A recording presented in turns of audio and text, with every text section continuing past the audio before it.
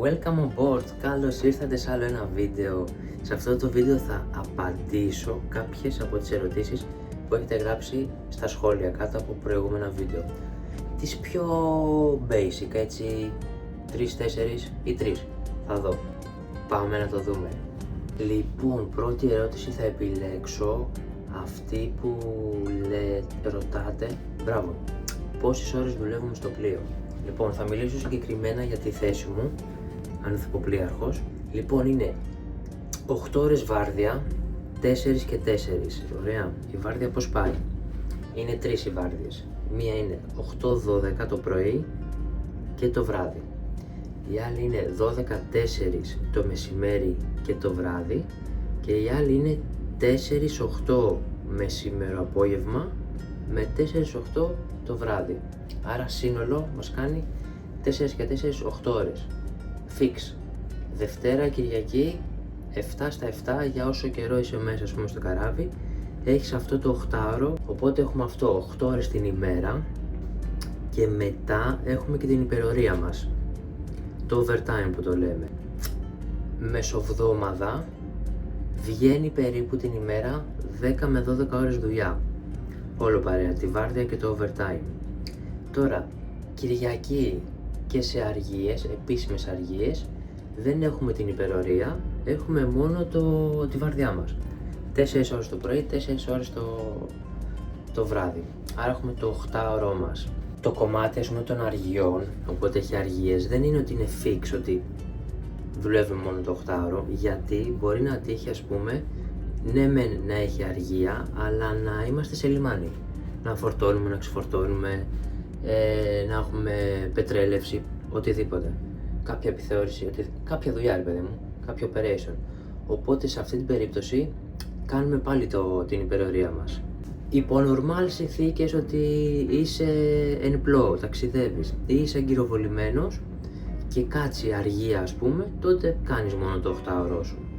Αυτό.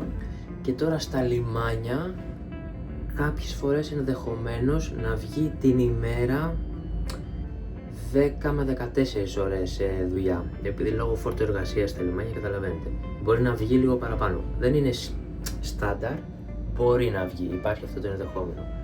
Οπότε κρατάμε ότι είναι fix 8 ώρες βάρδια, βρέξει, χιονίσει, και μετά μεσοβδόμαδο 10 με 12 ώρες ημερησίως δουλειά. Δηλαδή δεν έχουμε ρεπό, να το πω έτσι, να το καταλάβει ο κόσμος. Θα κάνεις 6 μήνες μπάρκο, 6 μήνες δουλεύεις κάθε μέρα, δεν είναι μία μέρα είμαι άρρωστος ή δεν μπορώ ή κάτι μου τυχε, πάει μονοκόμματο. Δεν υπάρχει ρεπό. Ρεπό έχει όταν ξεμπαρκάρουμε με το καλό. Πείτε μου πώς σας φάνηκε αυτό το κομμάτι, το πόσες ώρες δουλεύουμε, να δω πώς σας φάνηκε, πώς σας ακούστηκε. Πάμε δεύτερη ερώτηση, σε αυτό που έχει ρωτήσει ένα παιδί, πρέπει να είναι δόκιμος από ό,τι έχω καταλάβει. Ποια είναι η ερώτηση? Το τι να πάρει ένας δόκιμος στο καράβι μαζί του, άμα είναι πρώτη φορά μπάρκο. Τώρα αυτό είναι αντικειμενικό, να πω την αλήθεια. Λοιπόν, σε πρώτη φάση να μην πάρει μια ντουζίνα πράγματα, δηλαδή μια βαλιτσάρα μεγάλη θα του είναι αχρίαστη. Βασικό, να πάει να πάρει safety παπούτσι, δηλαδή παπούτσι ασφαλείας, γιατί του καραβιού δεν είναι τόσο καλά και επειδή θα τα φοράει πολλές ώρες θα τον πεθάνουν τα πόδια του. Οπότε βασικό, να διαθέσει κάποια λεφτάκια, να πάρει ένα safety παπουτσάκι να του είναι πιο άνετο. Πάτους μετά για τα παπούτσια, ενδεχομένως, δηλαδή άμα δεν θέλει να διαθέσει λεφτά για ένα παπουτσάκι, ας πάρει κάποιους πάτους πιο ωραίους, πιο ανατομικούς, θα του χρειαστεί 100%. Μετά να κάτσει να υπολογίσει για 7 μέρες, δηλαδή Δευτέρα, Κυριακή, τα ρούχα του, εσώρουχα, φανελάκια, κάλτσες, βασικά αυτά, δηλαδή μην τα πάρει τσίμα, ας πάρει παραπάνω, όχι υπερβολικά, μην νομίζει δηλαδή ότι θα βγαίνεις βόλτες στα λιμάνια και τέτοια. Πάρε 3 σετάκια για βόλτα έξω, άμα υπάρχει πιθανότητα, και μετά πάρε ρουχαλάκια για μέσα στο καράβι, πάρε φορμούλες, πάρε κανένα τζινάκι, μπλουζάκια και τέτοια. Το άλλο το σημαντικό, γιατί κάποια καράβια έχουν το Bondi Store, έτσι λέγεται. Είναι στην ουσία σαν αποθήκη, σκέψου το. Κάποιες εταιρείες θα πω, όχι κάποια καράβια, το οποίο μέσα το Bondi Store έχει σαμπουάν, αποσμητικά, οδοντόκρεμες, τέτοια πράγματα. Μερικές εταιρείες έχουν και σοκολάτες και τέτοια, άλλες έχουν και μποξεράκια και φανελάκια. Οπότε μόλις μπεις στο καράβι μπορείς να πάρεις από το Bondi Store. Δεν το έχουν όλες όμως, οπότε για να είσαι σίγουρος και μην πας έτσι ξεκρέμαστος, πάρε μαζί σου από πριν σαμπουάν, αφρόλουτρα, αποσμητικά, οδοντόκρεμες, οδοντόβουρτσες, μπατονέτες, όλα αυτά πάρ' τα μαζί σου και υπολόγισέ τα για όσο καιρό κάτσεις. Θα κάτσεις 6 μήνες. Υπολόγισέ τα ότι κοίτα για 6 μήνες πρέπει να τα έχω αυτά μαζί μου. Πάρ' τα από πριν. Εννοείται πάρε λάπτοπ, σκληρό δίσκο με ταινιούλες, κατέβασε από πριν ταινίες, μουσική ή να έχεις να περνάς την ώρα σου όταν στον ελεύθερο σου χρόνο. Τι άλλο να πάρεις? Αυτά, και πάρε και κάτι που σε ευχαριστεί, δηλαδή άμα διαβάζεις κανένα βιβλίο ή κάτι τέτοιο, πάρε μαζί σου τα βιβλία που γουστάρεις και άντε πάρε, δεν είναι σημαντικό, απλά έτσι για να νιώσεις καλύτερα, κάτι για την καμπίνα, ας πούμε, κάποιο αντικείμενο που σ' αρέσει, που σε κάνει να νιώθεις πιο σπίτι σου, να το πω έτσι, αυτά. Οπότε ανακεφαλαίωση για τους δοκίμους. Πρώτο μπάρκο, παιδιά, πάρτε τα σαμπουάν, σαπούνια, κουλουπού, αποσμητικά για όλη τη διάρκεια του μπάρκου, κάλτσες, μποξεράκια, φανελάκια, ρούχα για όλη τη διάρκεια του μπάρκου, όχι υπερβολικά, γιατί ειλικρινά θα είναι αχρίαστα. Λάπτοπ απαραίτητο, safety παπουτσάκι, δώστε 5 φράγκα να το πάρετε, αξίζει, δηλαδή όντως θα το ευχαριστηθείτε, γιατί θα βασανιστείτε με του καραβιού τα safety, δεν παλεύονται. Και το πιο σημαντικό, υπομονή και καλή διάθεση. Θα τη χρειαστείτε. Και κάτι ακόμα για τους δοκίμους, έχει να κάνει με το οικονομικό αυτό. Παιδιά, καταλαβαίνω, γιατί το ακούω και από τα δοκίμια που έρχονται σε εμάς στο καράβι και έξω όταν είμαι, καταλαβαίνω ότι κοιτάτε το μηνιάτικο. Μην το βλέπετε, γιατί γενικά το μηνιάτικο των δοκίμων το έχουν ρίξει στα τάρταρα τα τελευταία χρόνια, ειδικά του πρωτοετή, και όλοι λένε ότι κοίτα, έξω να πάω να δουλέψω ένα σέρβις θα παίρνω παραπάνω. Ισχύει, αλλά κάντε υπομονή, ένας χρόνος είναι το εκπαιδευτικό ταξίδι, μην κοιτάτε το οικονομικό, μετά ας πούμε κοιτάξτε το οικονομικό όταν πιάσετε αξιωματική ο καθένας τι είναι, μηχανής ή γέφυρας. Οπότε το δοκίμου, παιδιά, είναι αναγκαστικό, είναι της σχολής κομμάτι, δηλαδή και τζάμπα να ήτανε, θα έπρεπε να το κάνετε. Οπότε αυτό, μην κοιτάτε τόσο το οικονομικό, βαστάτε, κάντε υπομονή, να τελειώσετε τη σχολή, να τελειώσετε το εκπαιδευτικό, το 1 χρόνο μπάρκο, και μετά να πάτε να πάρετε τα χρήματα που αντιστοιχούν στον κάθε βαθμό. Αυτό, μη σας ξενερώνει δηλαδή το οικονομικό, βαστάτε. Παιδιά, όταν με το καλό έρθει η στιγμή να πάτε το μπάρκο σας, είπαμε αυτό, μην πάρετε όλη την πρίκα μαζί σας, λίγα μετρημένα πράγματα, και σημαντικό, γιατί βάλτε στο backpack, πάρτε ένα backpack, βασικά μοιράστε εσώρουχα, κάλτσες, φανελάκια, μοιράστε τα. Άμα έχετε 2 βαλίτσες, βάλτε μισά και μισά και πάρτε και από 3 ζευγάρια, βάλτε στο backpack. Θα μου πεις γιατί? Γιατί πολλές φορές χάνονται βαλίτσες στα αεροδρόμια και υπάρχουν περιπτώσεις που έχει μπει ο ναυτικός στο καράβι και η βαλίτσα δεν έχουν ιδέα το που είναι, και άμα έχεις μπει στο καράβι και φεύγει το καράβι από το λιμάνι και φτάνει π.χ. στο επόμενο λιμάνι σε 5 μέρες, καλό σενάριο. Δεν σου λέω να φτάνει σε επόμενο λιμάνι σε 20-30 μέρες, έχετε για βρυσούλες. Οπότε σκέψου ότι εσύ αυτές τις μέρες μέχρι να φτάσεις στο επόμενο λιμάνι, άμα δεν έχεις μοιράσει λίγο κάπως τα εσώρουχα στις βαλίτσες και έχουν χαθεί οι βαλίτσες, θα είσαι στο καράβι με αυτά που έχεις φορέσει όταν έφυγες από το σπίτι. Οπότε, παρένθεση, και άμα δεν έχεις συνειδητοποιήσει ότι χαθήκαν οι βαλίτσες και δεν μπορείς να πάρεις εσώρουχα από το αεροδρόμιο ή από το δρόμο μέχρι να μπεις στο καράβι, γιατί τυχαίνει και αυτό, δεν θα έχεις τι να βάλεις, θα πρέπει να σου δώσει κάποιος άλλος, άμα έχει, άμα του περισσεύει και πάει λέγοντας. Οπότε να μοιράσετε αυτά τα ανάγκης, παιδί μου, τα εσώρουχα και τέτοια, και στις 3 βαλίτσες, άμα έχετε 3. Βασικά, σε όσες βαλίτσες έχετε, μοιράστε τα. Κατάλαβες, αυτό. Πάμε άλλη μία για το μάγειρα, που ρωτάτε άμα είναι Έλληνας κλπ. Λοιπόν, ο μάγειρας, παιδιά, είναι Φιλιππινέζος. Πρώτη φορά κάνω κι εγώ με μάγειρα Φιλιππινέζο. Όλα τα προηγούμενα μπάρκα είχα κάνει με μάγειρα Έλληνα, οπότε ήμουν λίγο διστακτικός όταν ήξερα ότι θα έρθω σε καράβι με μάγειρα Φιλιππινέζο, γιατί λέω τώρα τι ξέρει ο άνθρωπος, πώς, γιατί έχει να πέσει πείνα κλπ.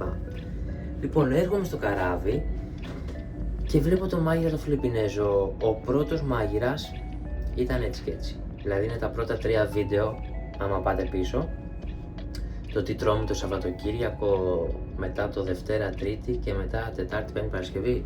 Αυτά τα 3 βίντεο είναι με τον παλιό το μάγειρα. Φαίνονται καταπληκτικά στην κάμερα, αλλά στην πράξη ήταν έτσι και έτσι. Έτρωγες, δεν πίναγες. Δεν πίναγες στο σημείο που ήταν τότε ο μάγειρας, γιατί από ό,τι μου είπανε τα παιδιά που ήταν μέσα στην αρχή, δεν παλευότανε και προσπάθεια στην προσπάθεια έμαθε κάπως ο άνθρωπος και μαγείρευε καλύτερα και έτρωγες. Μετά άλλαξε ο μάγειρας και ήρθε καινούριος. Είναι τα τελευταία βίντεο με τον καινούριο μάγειρα. Παιδιά, του βγάζω το καπέλο. Έχω με πάθει όλη πλάκα με αυτόν τον μάγειρα τον καινούριο.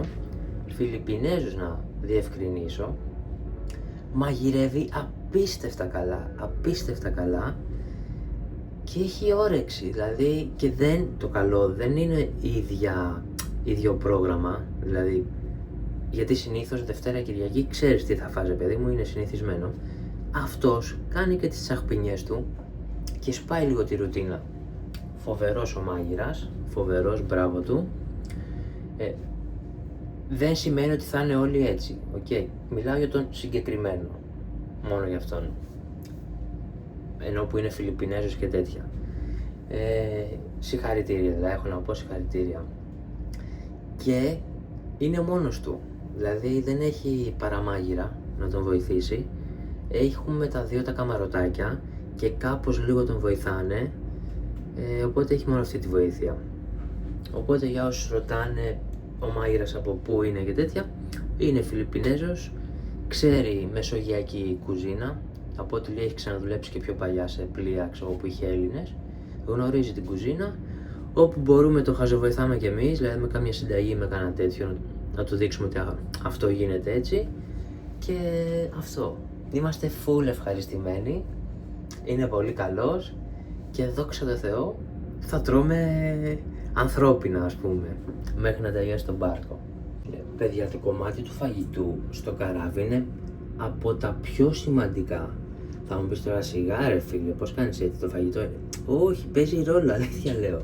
Γιατί σκέψου, είμαστε σόκλειστοι αντικειμενικά. Δεν μπορούμε να βγούμε έξω, να πάμε να ψωνίσουμε κάτι, να παραγγείλουμε κάτι. Ταξιδεύεις, είσαι μέσα στη θάλασσα, οπότε άμα, σκέψου αυτό τώρα, κάτω εικόνα, είσαι κάπου κλεισμένος, ωραία. Δεν έχεις τη δυνατότητα να ανοίξεις την εφαρμογή όπως κάνουμε όλοι σπίτι, να μπεις seafood, Volt και κουλουπού, να παραγγείλεις κάτι, να πας στο μάρκετ στο περίπτερο να πάρεις κάτι. Δεν υπάρχει αυτή η επιλογή. Οπότε κρέμεσαι από το μάγειρα. Το πόσο καλός είναι, το πόσο καλά μαγειρεύει και το πόσο καλός είναι να σου φτιάξει και το κάτι διαφορετικό, ρε παιδί μου, κάνα γλυκάκι, κάνα junk food, κάτι να φύγεις από τη ρουτίνα. Οπότε ναι, είναι σημαντικό το κομμάτι του μάγειρα στην ψυχολογία, καταλαβες. Και έχουμε πέσει καλό. Για παράδειγμα, πήραμε αυτά τα νερά. Τώρα ξεφεύγω από το βίντεο, αλλά τέλος πάντων. Τα πήραμε από τον Παναμά. Πίνεις μια γουλιά και λες είναι χώμα. Είναι χώμα. Ναι ρε φίλε όμως, αυτά θα έχουμε μέχρι να τελειώσουν, κατάλαβες, μέχρι να πάρουμε άλλα νερά. Σκέψου να σου έρθει τροφοδοσία κακής ποιότητας και να είναι και ο μάγειρας κακός. Μην εκφραστώ, την έκατσες. Την έκατσες. Συμβαίνουνε. Οπότε το θέμα του μάγειρα, στο συγκεκριμένο, το τονίζω, είμαστε μπόμπα. Πάμε στην επόμενη ερώτηση, έτσι που έχω δει πιο συχνή. Το πότε είναι τα διαλύματα μέσα στη μέρα. Λοιπόν, άκου να δεις τώρα τι παίζει.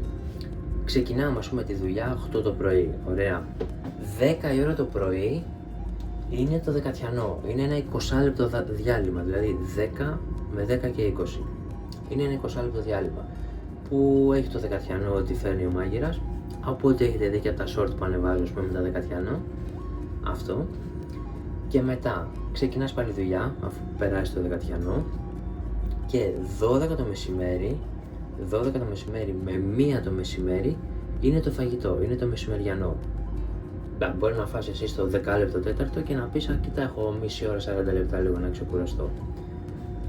Και μετά 1 η ώρα ξεκινάς πάλι δουλειά και έχει επόμενο διάλειμμα 3 το μεσημέρι με 3 και 20, ένα 20 λεπτό πάλι, διάλειμμα καφέ. Μετά τις 3 και 20 ξεκινάς πάλι δουλειά και 5 η ώρα το απόγευμα σταματάς τη δουλειά, τελείωσε και είναι το βραδινό μας. Αυτό.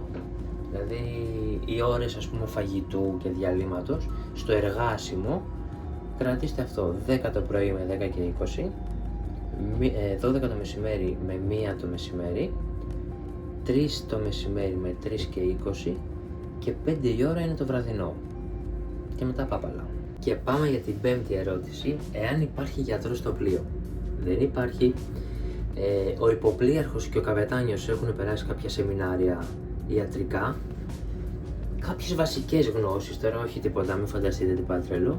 Οπότε χτύπα ξύλο, μακριά από μας, άμα συμβεί κάτι 38, ερχόμαστε σε επικοινωνία με γιατρό εξωτερικό, του αναφέρουμε τα συμπτώματα που έχει ο ασθενής και μας λέει το τι να κάνουμε, τι να ελέγξουμε και κουλουπού.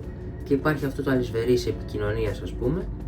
Έχουμε και εμείς λίστα φαρμακείο κάτω με φάρμακα, να προμηθεύσουμε κάτι που μας έχει πει ο γιατρός.